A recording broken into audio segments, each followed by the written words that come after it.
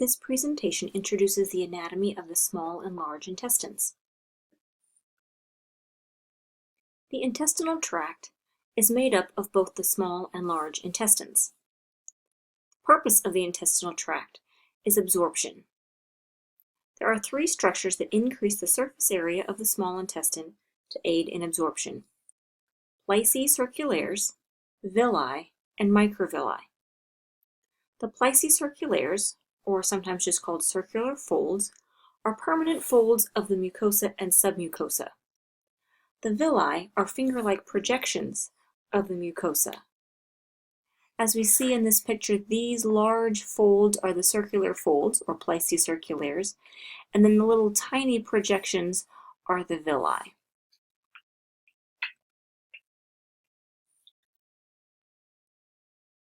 So these villi, these projections of the mucosa, in the center of each villus is a lymphatic capillary called a lacteal, which carries material that can't be transported in the blood, such as lipids. The muscularis mucosae, the muscellera layer of the mucosa, helps move the villi back and forth to expose the cells to materials in the intestines. On the apical surface of each cell of the villus are microvilli.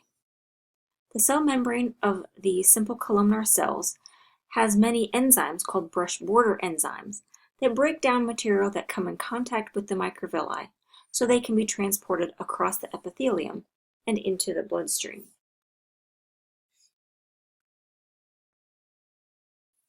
The small intestine has three distinct regions: the duodenum, the ileum, and jejunum. The word duodenum can be pronounced two different ways. The way that I've been doing it, duodenum or duodenum, and both are considered correct. I have seen in medical dictionaries both pronunciations.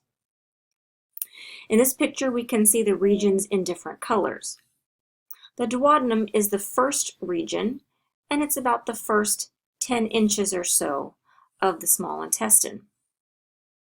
It is retroperitoneal, which means that it is behind the parietal peritoneum. This section receives chyme from the stomach and neutralizes its acids. The hepatopancreatic ampulla is located here, so bile and pancreatic enzymes and juice enter the small intestine. So this is the duodenum. Here's the pancreatic duct, the bile duct, and they both enter into the duodenum. The middle region of the small intestine is called the jejunum and is about 8 feet long. Most of the chemical digestion of our food and nutrient absorption occurs in this region. The last region of the small intestine is called the ileum, and it is about 11.5 feet long. Notice that the word ileum is spelled here with an E when we talk about the intestines, and ileum with an I if we are talking about the bone. There is not as much absorption occurring in this section, but in the mucosa there are clusters of lymphocytes called aggregated lymphoid nodules. They are part of the MALT you learned about in the lymphatic system. The small intestine leads to the large intestine, and the junction between the two is called the ileocecal valve. So this is the ileum, and then this is the first portion of the large intestine. The large intestine is the last portion of the digestive tract.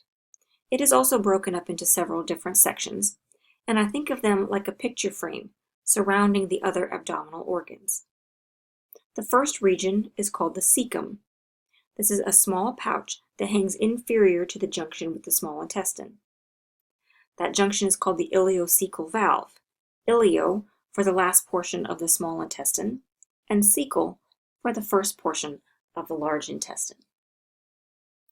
A small extension of the cecum is the appendix, which acts as part of the lymphatic system. The large intestine is sometimes referred to as the colon, so the next region is called the ascending colon. This travels superiorly until it reaches the liver, and then takes a 90-degree turn.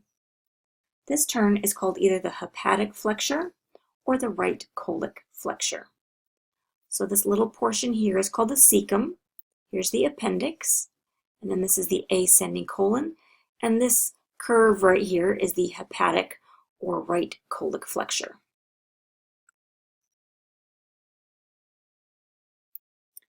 After the hepatic flexure, we now call the next region the transverse colon.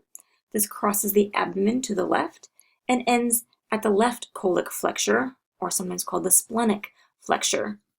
That would be right here, because the spleen is located right over here on the left side. Now the colon travels inferiorly, and this region is called the descending colon. This portion here is descending colon, and this ends at the sigmoid flexure, this first curve right here.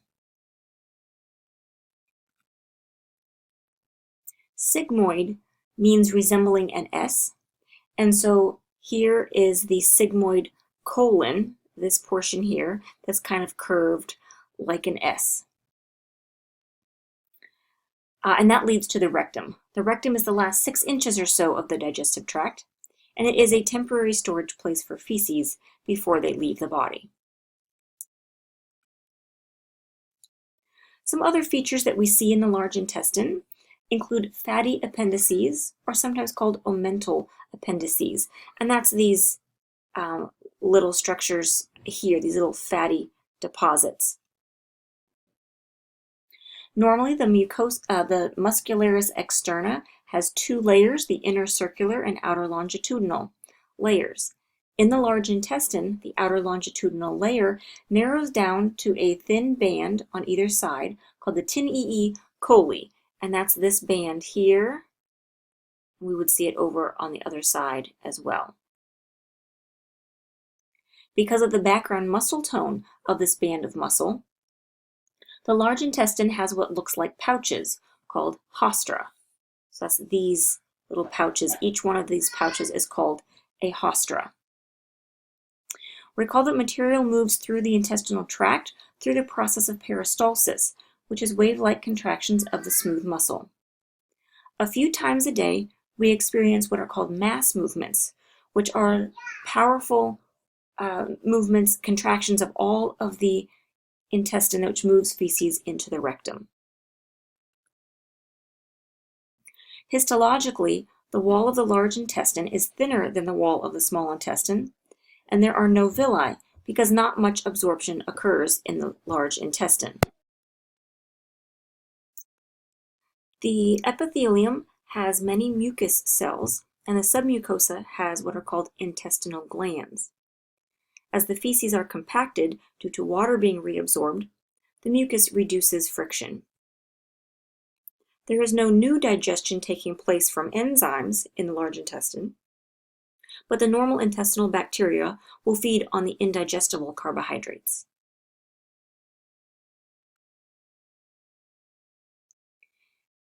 At the very end of the rectum is the anal canal. This begins at what are called anal columns, longitudinal fissures of the mucosa and submucosa. And that are these structures right here, longitudinal columns. At this point, the simple columnar epithelium that has lined the entire intestines changes to stratified squamous epithelium. There are 2 sphincters in the anal canal, the internal and external anal sphincters. The internal anal sphincter is a band of smooth muscle in the muscularis externa, and the external anal sphincter is made of skeletal muscle. Smooth muscle is involuntary, and skeletal muscle is voluntary.